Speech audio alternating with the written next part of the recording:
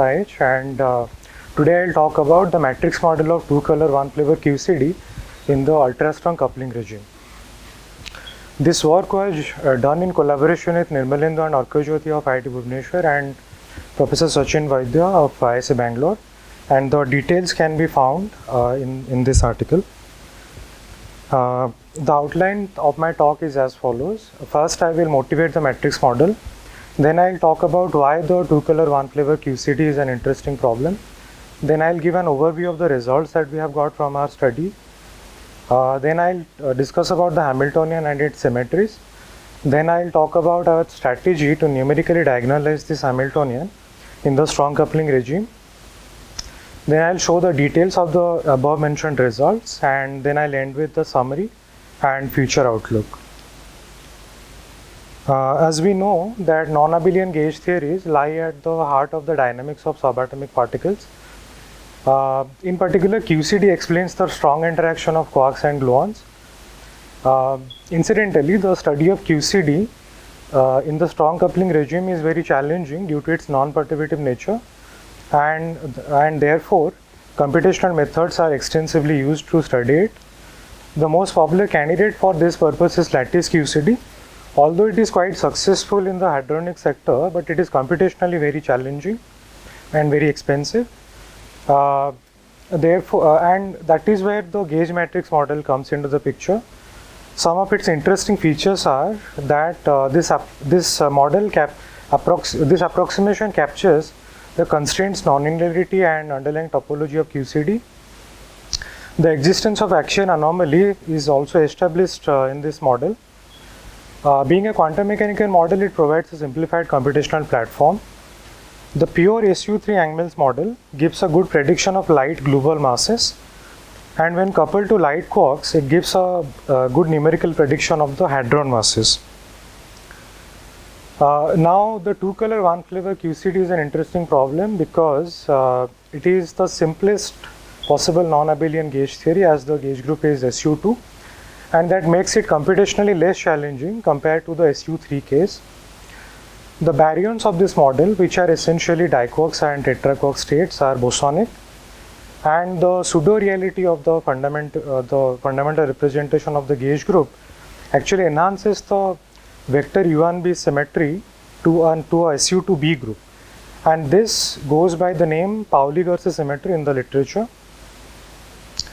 And this model is quite extensively studied, has been quite extensively studied on the lattice, as it is free of the notorious sign problem. These are the overview of the results that we have got. We have observed quantum phase transitions in three different sectors of our theory due to level crossing. The first derivative of energy is discontinuous at these transition points, establishing the first order nature of these quantum phase transitions. We have observed non-trivial division of spin of the hadrons between the quark and glue. This is consistent with the effect that is described under the famous proton spin puzzle. We have the study of spin also exhibits the signatures of the Isgur-Weiss symmetry in the heavy quark limit, which argues for the independent conservation of the quark spin. And finally, if we add a finite baryon chemical potential to the Hamiltonian, that leads to the emergence of interesting phase structures, and in particular a phase which is reminiscent of the LOFA phase in two color QCD is found. The SU2 matrix model is a quantum mechanical approximation of the SU2 Yang-Mills theory on R cross S3. Its building blocks are the 3x3 rectangular matrices MIA, and these represents our gauge variables, where the spatial indices I goes, the spatial index I goes from 1 through 3, and so does the color index. The rotations and gauge transformations on these gauge variables are applied as given in these equations. The configuration space is this manifold. The field strength is given by this equation, and from there we can get the chromoelectric and chromomagnetic fields as given by these equations, and that makes the matrix model Lagrangian to be this. Now we can add a fundamental Dirac fermion to this Lagrangian, which is made up of a left Weil fermion B and a right Weil fermion D dagger. While B transforms under the fundamental representations of spin and color, D transforms under the anti-fundamental representations of the same. So the Lagrangian coupled with the massive quark essentially is given by this equation, and then the Legendre transformation of that Lagrangian gives us the Hamiltonian as well as the Gauss-Leo constraints. The Hamiltonian, when expressed in terms of dimensionless operators, has these terms. The first term, which is the pure Yang-Mills term, is essentially a 9-dimensional quartic gauged oscillator, and G is the QCD coupling constant. Hc is a term that arises from the curvature of S3, and it plays the role of a chiral chemical potential for this model. H int is the minimally coupled quark glue interaction term, and Hm is the mass term for the quarks. The Gauss-Leo constraints are the generators of the gauge symmetry, and it is also worthwhile mentioning that the rotational symmetry are generated by these angular momenta operators. Now to quantize the system, we impose these canonical commutation and anti-commutation relations and demand that all the physical state be annihilated by the Gauss law. Now to study the strong coupling regime, we apply this scaling transformation on the gauge variables, and that makes the Hamiltonian to be in this form. The usefulness of this transformation is that it prevents the quartic term to dominate over the interaction term, and therefore making the spectrum, the convergence of the spectrum good. Now in the double scaling limit, when G goes to infinity and R goes to infinity, and E0 can be kept finite, and when it is kept finite, H has a well-defined spectrum. Apart from the previously mentioned gauge symmetry and rotational symmetry, the model also has the following global symmetries. The chiral symmetry is essentially generated by the chiral charge given here, which is anomalously broken to Z2, and when there is mass, this breaking is explicit. Also the vector symmetry U1b is generated by the baryon charge operator B3, which due to Pauli-Gauss symmetry is further extends to an SUV with these generators. So that makes the residual symmetry of this model to be SO3 rotational cross Z2 cross SU2B, and as a result, the physical energy eigenstates of this model of the Hamiltonian can be arranged into the representations of the spin and the baryon charge groups. So the spin 0 and spin 1 hadrons that we have exclusively studied in this paper, they can be arranged into the following 5 sectors of the theory, which are labeled by the baryon charge B and the total spin J.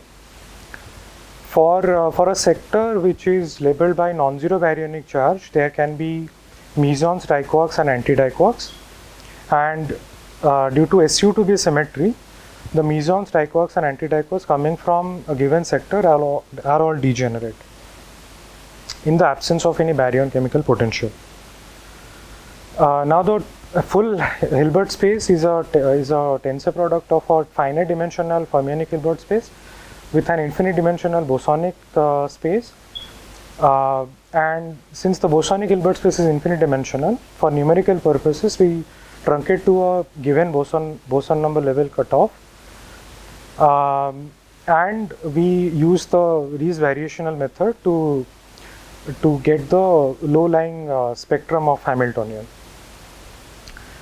In these pictures, I have plotted the first few levels, the ground state energies of the 5 different sectors as a function of C for 2 different values of mass, Please notice these kinks in the blue, orange and the green line, although the kink in the green line is very close to C equal to 0, which is therefore it is not clearly visible.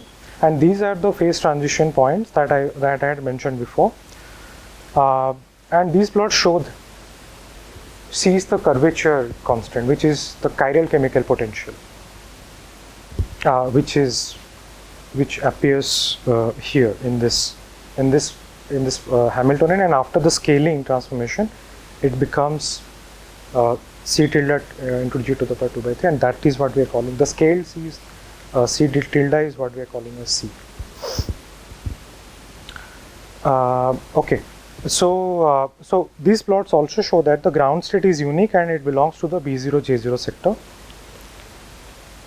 Now plotting a few more levels in the B0 J0 sector reveals us that this level crossing is rather special, as it is a triple crossing, and plotting the chiral phases of the ground state in the nu C plane, where nu is essentially G to the power minus 3 by 2, shows us that at nu equal to 0, that is at infinite coupling or strung ultra strung coupling, two transition lines merge at this triple point, and at this critical point, Q0, which is also the first derivative of from this picture we can see that Q0, which is the first derivative of energy, is undergoes a jump, which establishes the first order nature of this phase transition. Now coming to the spin puzzle,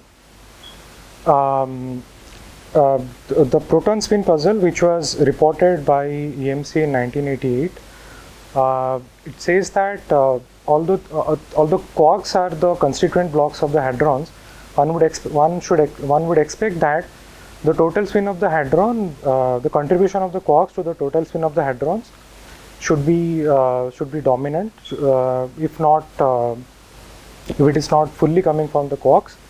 However, all experiment shows that this contribution is less than 25%, and this effect is also captured in our model. In the B1 J1 sector, in the ground state undergoes a phase transition at this point of C equal to 0.22 and M equal to 0, which we will call C1 star. We'll refer to as C1 star for our further discussions.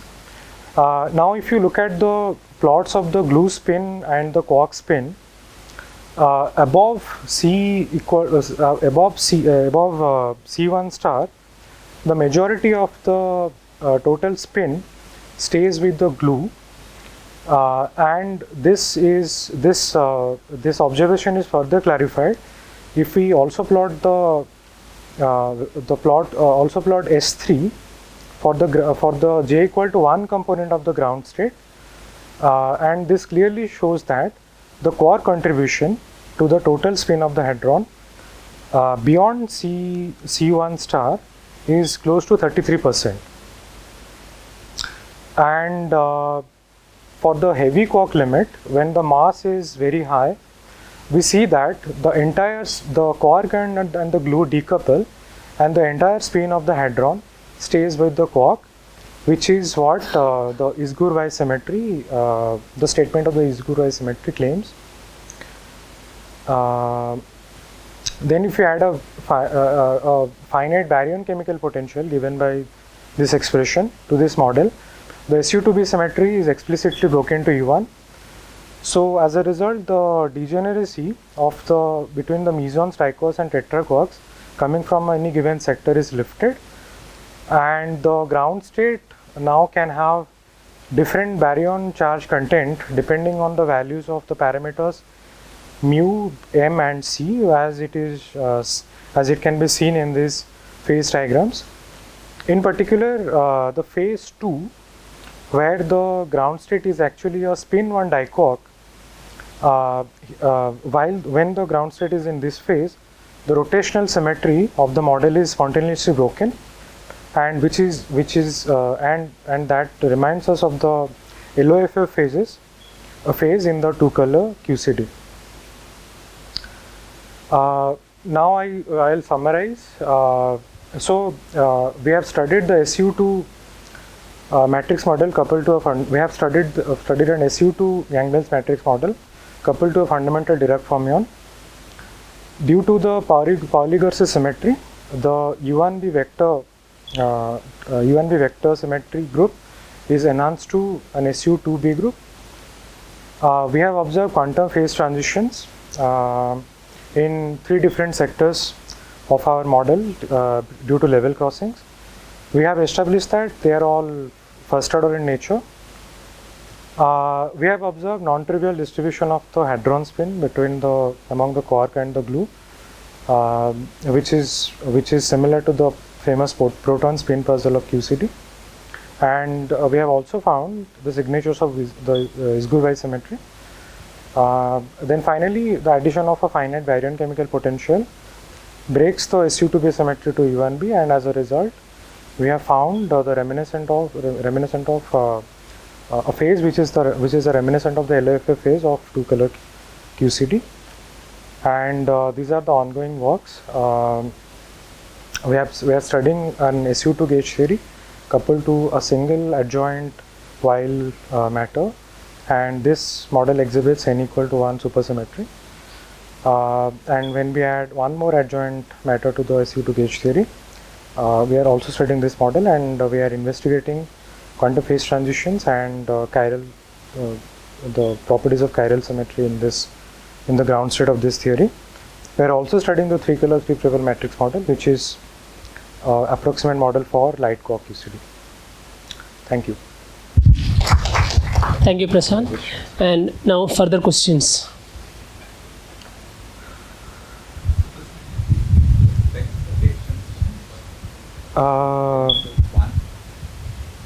Sorry, can you repeat? For the n equals 1 theory, I mean, do you expect these phase transitions? Because in the n equal to 1, there is a phase transition that we have observed in the intermediate coupling regime. But for the weak coupling regime, that is still under investigation. We have not arrived at any conclusion. But there are hints of phase transitions for sure. okay.